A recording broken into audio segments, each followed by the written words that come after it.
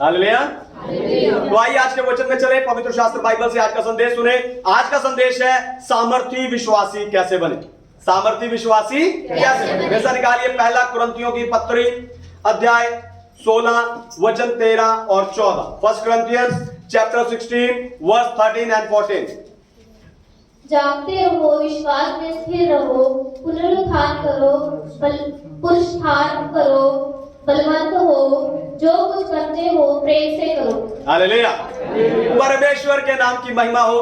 तो Sunday church में मसीही होना आसान है, क्योंकि संडे चर्च में हम ऐसे लोगों से घिरे होते हैं, हमारे आसपास ऐसे लोग होते हैं जो हमारी तरह विश्वास करते हैं।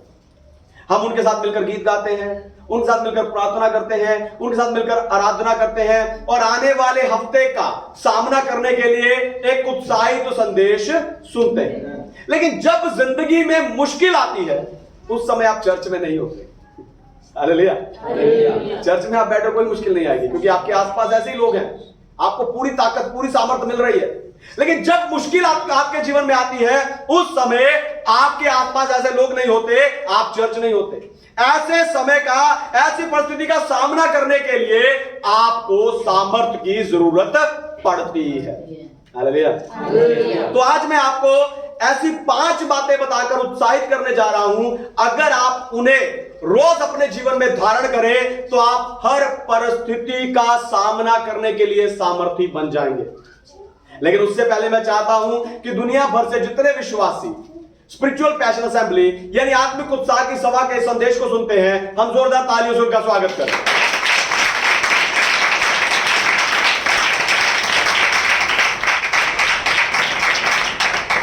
सामर्थी विश्वासी कैसे बने। सबसे पहली बात वहां लिखी है, जागते रहो।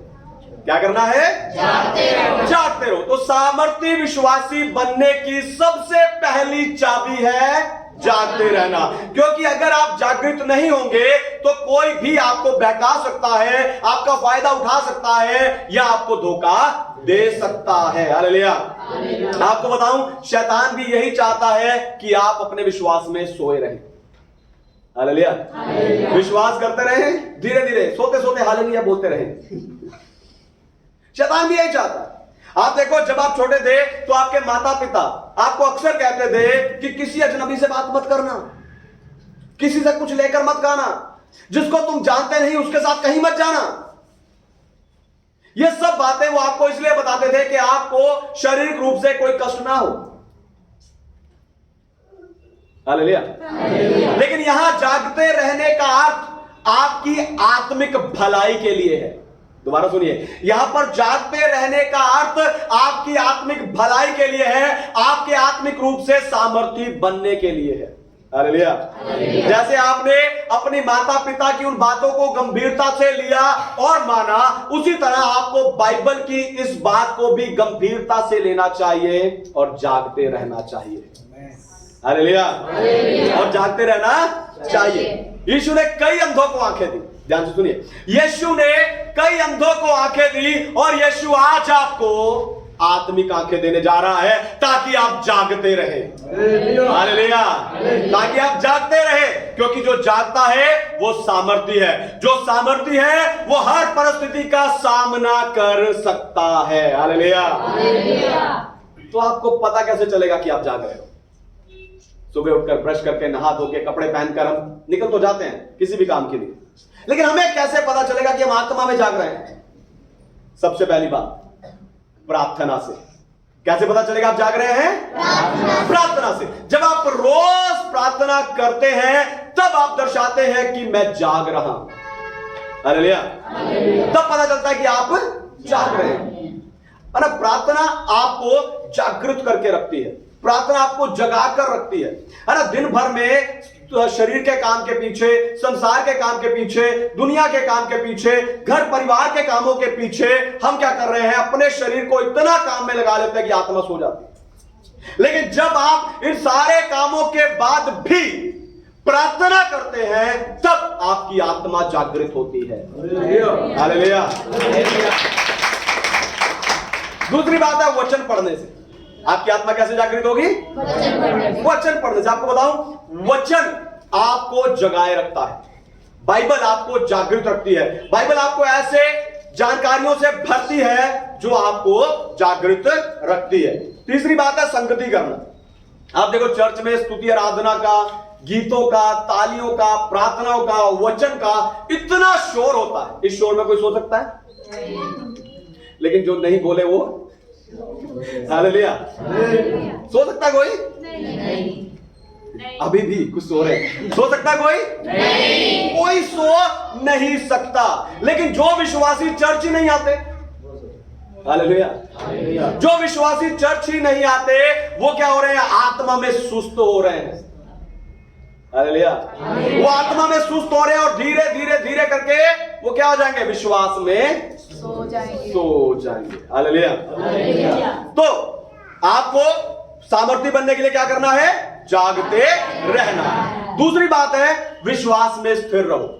दूसरी बात है विश्वास में स्थिर रहो। विश्वास में स्थिर रहो। तो विश्वास में स्थिर रहने का अर्थ है कि जिस सत्य को आपने जाना है, ध्यान से सुनिए, विश्वास में स्थिर रहने का अर्थ है जिस सत्य को आपने जाना है, जिस सत्य के द्वारा आपने उद्धार पाया है, उस सत्य पर बने रहना। दोबारा सुनिए, ध्यान सुनिए। विश्वास में स्थिर रहने का अर्थ है जिस सत्य को आपने जाना है, जिस सत्य के द्वारा आपने उद्धार पाया है, उसी सत्य पर बने रहना। पर आपको बताऊं, दुनिया में कई लोग हैं जो आपको विश्वास में स्थिर होने देना नहीं चाहते। हालेलुया। वो आपको विश्वास में स्थिर होने देना नहीं चाहते। वो आपको उस सत्य से भटकाते हैं।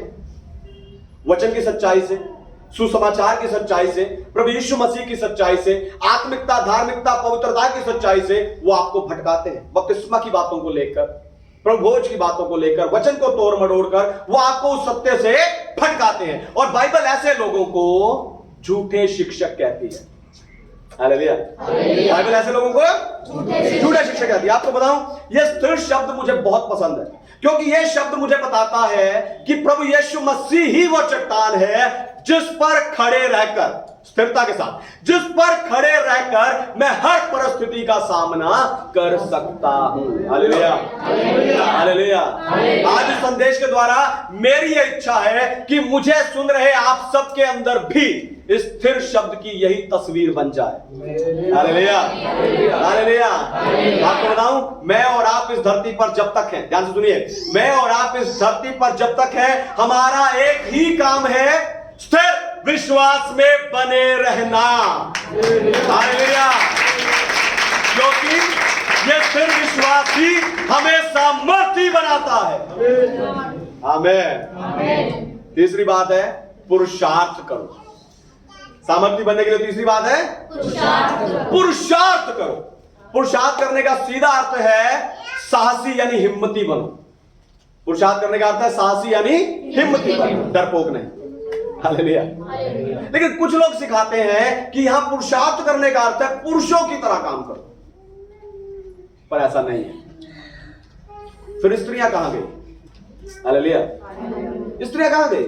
और बाइबल खुद सिखाती है कि पुरुष स्त्री की तरह ना बने और स्त्रियां पुरुषों की तरह ना बने। इसलिए इस शब्द का अर्थ साहसी यानी हिम्मती बनना है। Hallelujah, hallelujah. अब बताऊं, आज चर्च को साहसी, विश्वास में साहसी स्त्रियों और पुरुषों की जरूरत है। हालेलुया। बाइबल में देखो, परमेश्वर ने सिर्फ उन लोगों का साथ दिया है या परमेश्वर उन्हें आशीष किया है जिन्होंने साहस दिखाई है, हिम्मत दिखाई है। हालेलुया। तो आपको यह साहस, यह बहादुरी, यह हिम्मत क्यों चाहिए? ध्यान से सुनिए। पहली बात है डर पर जय पाने की। आपको हिम्मत क्यों दिखानी है?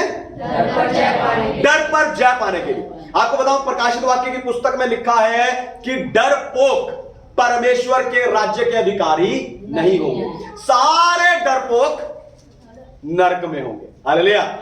सारे डरपोक। इसलिए परमेश्वर चाहते हैं कि आप हर काम में, हर बातों में पुरुषार्थ करते हुए हिम्मत दिखाएं। हालेलुया। यीशु ने भी कहा, जो हल पर हाथ रखकर पीछे देखता है वो मेरे राज्य के योग्य नहीं है, परमेश्वर के राज्य के योग्य नहीं है। हालेलुया। दूसरी बात, आपको हिम्मती क्यों बनना है?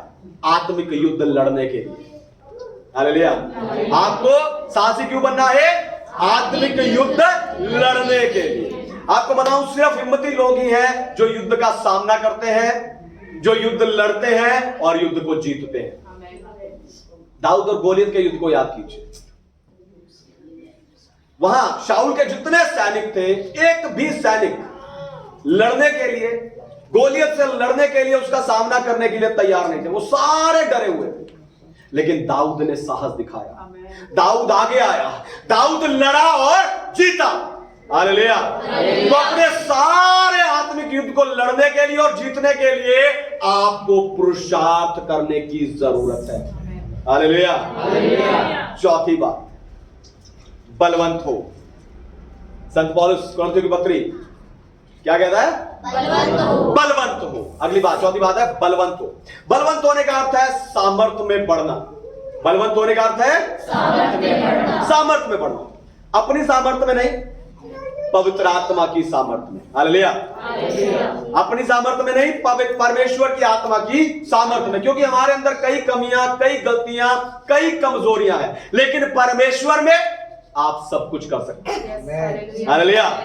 परमेश्वर में आप सब कुछ कर सकते हो। इसलिए आपको अपनी सामर्थ्य को बढ़ाना है।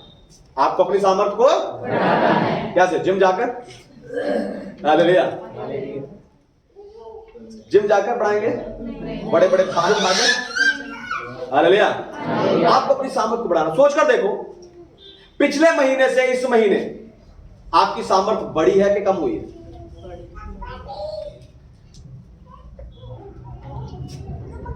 बलवंत हो का अर्थ है सामर्थ्य में बढ़ना, सामर्थ्य को बढ़ाते जाना। सोचकर देखो, पिछले महीने से इस महीने आपकी सामर्थ्य कम हुई है कि बढ़ी है? हालेलुया। हालेलुया। आप आत्मिक उत्साह की सभा में हैं, तो हम सामर्थ्य के कम होने पर बात ना करके सामर्थ्य को कैसे बढ़ाया जाता है उस विषय पर बात करेंगे। हालेलुया। सामर्थ्य बढ़ती है परमेश्वर की सामर्थ्य पर विश्वास करके। सामर्थ्य बढ़ती है परमेश्वर की सामर्थ्य पर विश्वास करके। बाइबल कहती है कि परमेश्वर के लिए कुछ भी असंभव नहीं है, यानी वो सब कुछ कर सकते हैं। परमेश्वर सब कुछ कर सकते हैं, सब कुछ कर सकते हैं। हालेलुया। तो सबसे पहले आपको यह विश्वास करना है कि जो परिस्थिति आपके सामने है वो परिस्थिति परमेश्वर के नियंत्रण में है।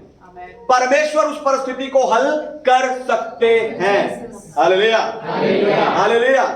जब आप परमेश्वर की सामर्थ्य पर विश्वास करोगे तब आप सामर्थी बनोगे। हालेलुया। क्योंकि हमें सामर्थ्य देने वाला तो वही है। हालेलुया। इसलिए जब आप परमेश्वर की सामर्थ्य पर विश्वास करेंगे तब आप सामर्थी होंगे। हालेलुया। दूसरी बात है, सामर्थ्य को बढ़ाती है प्रार्थना। सामर्थ्य को बढ़ाती है प्रार्थना। हालेलुया। जो प्रार्थना है वो स्वर्ग में जमा करने जैसी है। आप देखो, आपने एक बैंक अकाउंट खुलवाया, आप हर महीने उसमें 100, 500, 1000 रुपए डालते हैं। एक दिन अचानक आपको 10,000 रुपए की जरूरत पड़ी, आप बैंक जाओगे, विड्रॉल स्लिप भरोगे और 10,000 ले आओगे। लेकिन सोचकर देखो, अगर आप उस बैंक में पैसे जमा ही ना करो, उस खाते में पैसे जमा ही ना करोगे तो निकालोगे कैसे? हालेलुया। अगर आप उस खाते में पैसा जमा नहीं करते तो निकालेंगे कैसे? आपको कितनी भी बड़ी जरूरत हो, बैंक आपकी मदद नहीं कर सकता। बैंक के अधिकारी आपके लिए कुछ नहीं कर सकते। बैंक में काम करने वाले आपके लिए कुछ नहीं कर सकते। बैंक में आपकी तरह हजारों खाते और होंगे, वो आपकी कोई मदद नहीं कर सकते। मदद आपकी तब होगी जब आप खुद जमा करेंगे। जब आप खुद जमा करेंगे तो आप जितना प्रार्थना में बढ़ते जाएंगे उतना आप सामर्थ्य में बढ़ते जाएंगे। प्रभु यीशु मसीह सामर्थी थे क्योंकि परमेश्वर का पुत्र होने के बावजूद भी वो रोज प्रार्थना करते थे। हालेलुया। सारे चेले सामर्थी थे क्योंकि वो रोज प्रार्थना करते थे। संत पौलुस सामर्थी था क्योंकि वो रोज। आज भी जितने प्रभु के दास वचन और प्रार्थना में समय बिताते हैं वो सब सामर्थी हैं। हालेलुया। इसलिए आपको भी रोज प्रार्थना करना चाहिए सामर्थी बनने के लिए। तीसरी बात, पवित्र आत्मा। सामर्थी बनने के लिए आपको चाहिए पवित्र आत्मा। याद रखिए, परमेश्वर की सामर्थ का स्रोत सिर्फ पवित्र आत्मा है। परमेश्वर की सामर्थ का स्रोत सिर्फ पवित्र आत्मा है। प्रार्थना में बैठकर आपको और कुछ नहीं करना, बस उस आत्मा से और उसकी सामर्थ से भरना है, भरना है, भरना है, और आप सामर्थी होंगे, सामर्थ में बढ़ेंगे। पांचवी और आखिरी बात, जो कुछ करते हो प्रेम से करो। संत पौलुस कहते हैं जो कुछ करते हो प्रेम से करो, प्रेम से करो। तो ऊपर की 4 आज्ञाएं आपको सामर्थी बनाती हैं, पर यह 5वीं आज्ञा दूसरों को बताती है कि आप कितने सामर्थी हैं। हालेलुया। ऊपर की 4 आज्ञाएं आपको सामर्थी बनाती है, लेकिन ये 5वीं आज्ञा दूसरों को दिखाती है, दूसरों को दर्शाती है कि आप कितने सामर्थी हैं। हालेलुया। अविश्वासियों के लिए हमारा प्रेम ही हमें उन्हें सुसमाचार सुनाने के लिए प्रेरित करता है। हालेलुया। आप किसी को सुसमाचार सुनाते हो क्यों? आप किसी को सुसमाचार सुनाते नहीं क्यों? असल में हमें उनके लिए जो प्रेम हमारे अंदर है, उनकी आत्मा नाश ना हो जाए, उस प्रेम के करके हम दूसरों को सुसमाचार सुनाते हैं। बच्चे शांति बनाए, हम उन्हें सुसमाचार सुनाते हैं। हालेलुया। आपको बताऊं, परमेश्वर ने आपको दूसरों को दोषी ठहराने के लिए या बाइबल लेके दूसरे का सर फोड़ने के लिए नहीं कहा। हालेलुया। परमेश्वर चाहते हैं कि आप परमेश्वर का प्रेम इस अविश्वासी संसार को दिखाएं, ताकि वो भी परमेश्वर को जान लें। हालेलुया। इसके लिए जरूरी है कि आपके कामों में, आपकी बातों में किसी तरह की कड़वाहट ना हो, किसी तरह की मिलावट ना हो, किसी तरह का लालच ना हो, किसी तरह के स्वार्थ ना हो। हालेलुया। जब आप ऐसे निस्वार्थ काम करते हैं, तब आपके अंदर से प्रेम काम करता है और आप सामर्थी बनते हैं। हालेलुया। क्योंकि परमेश्वर की सामर्थ प्रेम के द्वारा काम करती है। परमेश्वर की सामर्थ प्रेम के द्वारा, फिर से कहेंगे, परमेश्वर की सामर्थ प्रेम के द्वारा काम करती है। पर पास्टर जी, पिछली बार तो आपने कहा था डांट के प्रार्थना करो। हालेलुया।